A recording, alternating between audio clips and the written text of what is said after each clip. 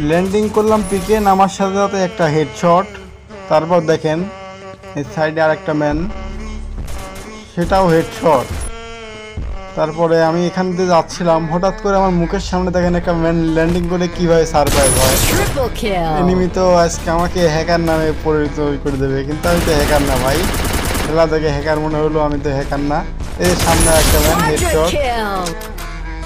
আবার খেলা দেখে ভাই আপনারাও ভেবেন না আমি হ্যাকার, আমি একদম রিয়েল প্লেয়ারে। দেখেন বডি শট লাগে আমার, আবার না হলে ভাবতে পারেন আমি হ্যাকার।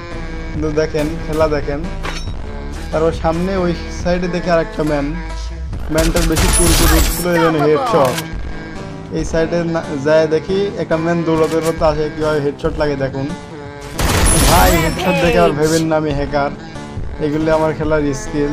দেখেন সামনে একটা ম্যান দৌড়াতে দৌড়াতে যাচ্ছিল, তারপরে হেড